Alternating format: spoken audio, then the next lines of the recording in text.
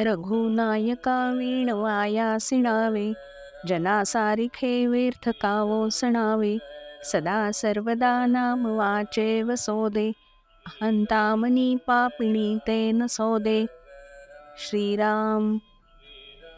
रामनामाखेरीज इतर काहीही बोलणे आणि कोणत्याही गोष्टीचा अहंकार करणे चूक आहे, असा या श्लोकाचा अर्थ सांगता येईल. तुम्ही लहान मुलं काय किंवा आम्ही मोठी माणसं काय, सतत कोणाच्या तरी चुका काढत असतो. आपल्या मित्राची मैत्रिणीची एखादी गोष्ट चुकली की लगेच हसतो आपण. पण खरं तर हे बरोबर नाही, योग्य नाही. आपलंही कधीतरी चुकतंच ना.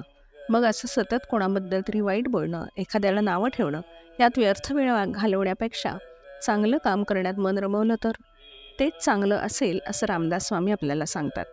आपण हसे लोकांना शेंबूड आपल्या नाकाला, अशीच आपली गत असते, जी अयोग्य आहे. आपल्याला अगदी साध्या साध्या गोष्टीचाही अहंकार असतो. मी हुशार आहे, मी चित्र काढते, माझ्या इतकं चांगलं अक्षर कोणाचं नाही, माझ्याकडे खूप खेळणी आहेत, अशा हुशारक्या आपण मारतो. पण असा अहंकार, गर्व चांगला नाही. आता तुला एक गोष्ट सांगते ना. अल्बर्ट आइन्स्टाईन नावाचे खूप मोठे शास्त्रज्ञ होऊन गेले. विद्यापीठात जाण्यासाठी एका बसस्टॉपवर ते उभे असतात. त्यांच्या हातात काही मोठी पुस्तके होती. तिथेच एक तरुण मुलगाही उभा असतो.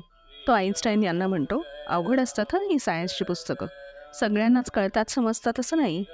हा तरुण मुलगा असंच काहीबाही मूर्खासारखा बरळत बसलेला असतो.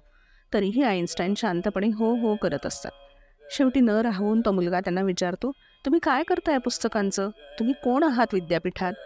कोणताही अहंकार न दाखवता वाटेल तसं न बोलता ते त्या मुलाला सांगतात, मी विद्यार्थीच आहे, शिकतोय अजून. आता कळलं का? संस्कृतमध्ये एक सुभाषित आहे, विद्या विनयेन शोभते. तसंच आहे हे.